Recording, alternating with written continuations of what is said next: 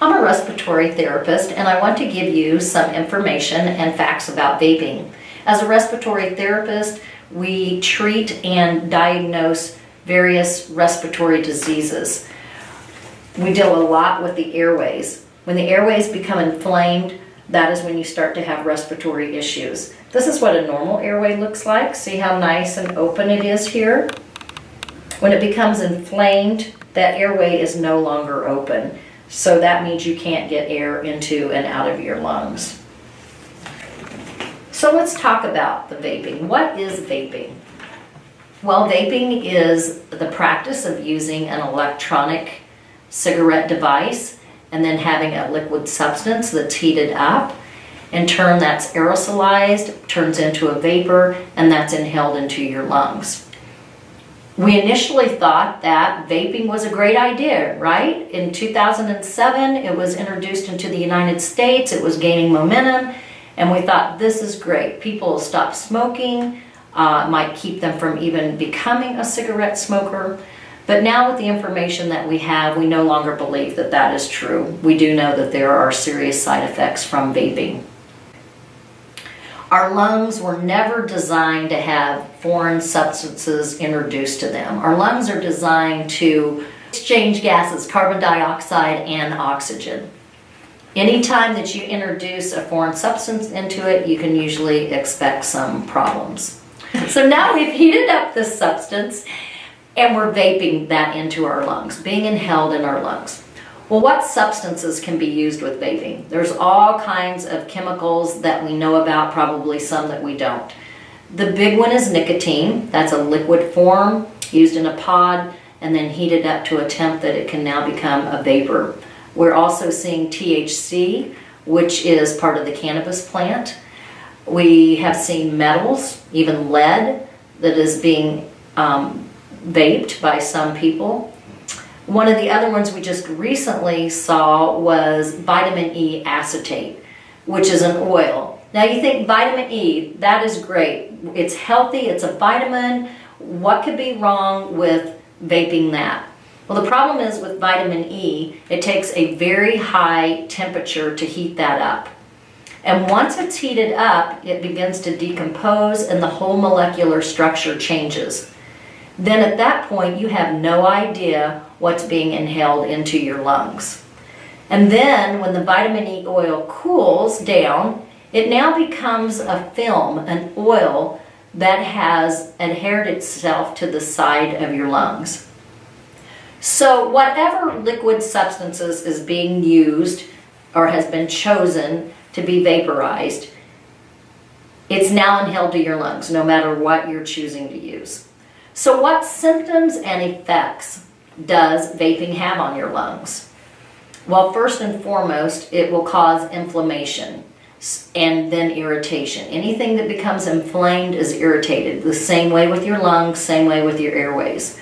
Once those airways are irritated, a cough can occur, a chronic cough, sometimes chest pain, and almost always shortness of breath. Those symptoms are turning into more serious health effects. What are some of those more serious? Some of those serious health effects have included pneumonia. People have been placed on oxygen.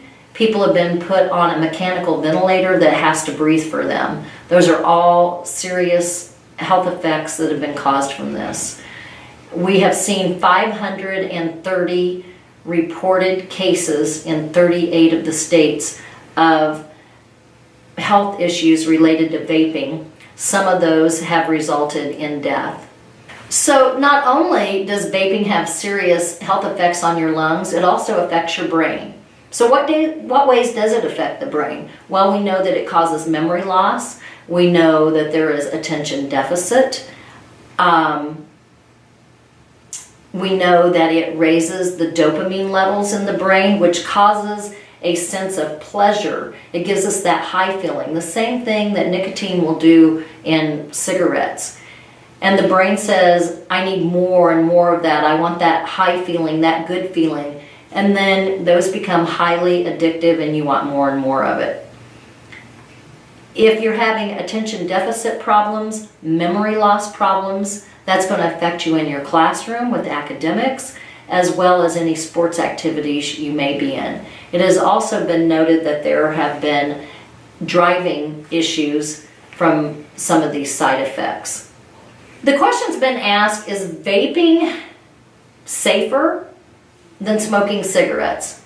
Well, we all know the side effects of cigarettes. That's been studied for a long time. The studies have been proven, and we've seen those health effects over and over again. As a respiratory therapist, that's what I do in my job. Probably 80% of it is from people who have smoked and all of the health issues that they're dealing with because of that.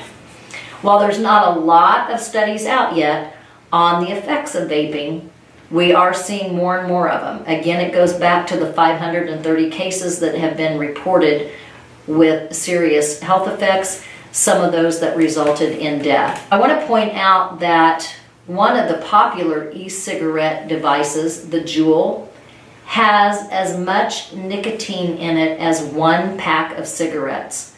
So when you put a pod with your Juul that has nicotine in it, it has 0.7 mLs.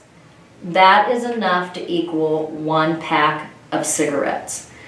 So just that in itself tells us that vaping is not better than smoking cigarettes. In fact, it's probably worse. In regard to secondhand smoke from vaping, not a lot of studies are out on this as of yet. However, we do know that vapor will linger in the room. So if you're vaping and the vapor is in the room, if you are anywhere near that, the chances of getting secondhand vape is going to happen. However, you have to be in a room small enough to get the effects of that.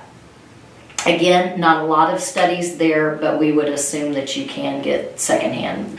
With the use of vaping on the rise, measures should be taken to help reduce the use of vaping in teens. And this needs to start at the community level and the school level. When we are looking at schools, we need to begin at the elementary age. More and more vaping is being targeted at the elementary age kids.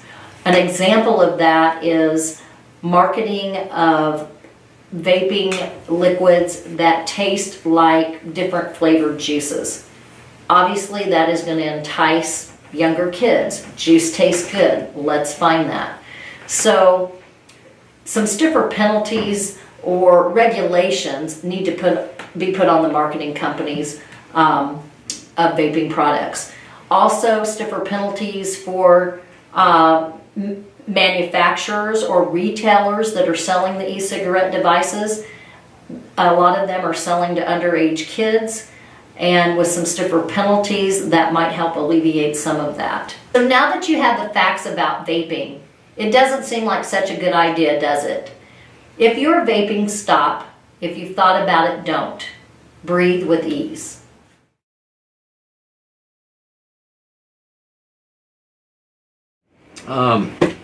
Thanks for inviting me today, you guys. I guess the question is, what does vaping have to do with our education in school here? Well, our school handbook states that any tobacco use in school is illegal by students, and it is a smoke-free environment. We have had some instances of vaping in our area. There are many schools who have chronic problems with it, and I think what today the issue is that some young people think that it is an alternative to nicotine use, smoking or chewing. In reality, it's an addition to tobacco use. And of course, there are many researchers now letting us know that how unsafe it really is and what it's doing to young people, especially in their lungs. It is scary, and for me as an administrator in our school, my top priority is keeping our kids safe, and any education that we can provide for that is great. We do encourage students, if they see it, say something. We just want to help kids. We're not here to track people down and say, oh, you can't do this. We're here to keep you safe. If people bring it into school, yes, we have to do something about it. Our handbook states that what could happen is suspension. In that suspension, it could be in school, out of school, depending on the severity. It could include expulsion, which means they would have to go to somewhere else besides here, if severe enough. One thing that we try to do is be more restorative with this. We provide a module where it teaches about the use of vaping and tobacco products, and also helps them come up with a plan maybe to quit. We're not the health department, but we do try to this module with Third Millennium that we use provides that education, so that, because a lot of young people don't know, they just know what they see on commercials and TV. We hope that at our school we can hopefully control it and let people know that it is a serious thing and subject, and you know, if you're a person that is doing this, maybe you want some help, feel free to come to us. There's no, you know, just don't bring the device with you, but it should be known also that if we do have a consequence for it, that it is confiscated and given to the law enforcement. We do have to contact the law enforcement and let them know. Your parents are notified, and it goes on your school records here, of course. But for the most part, it's not been rampant. Well, we know it goes on, and you see it around.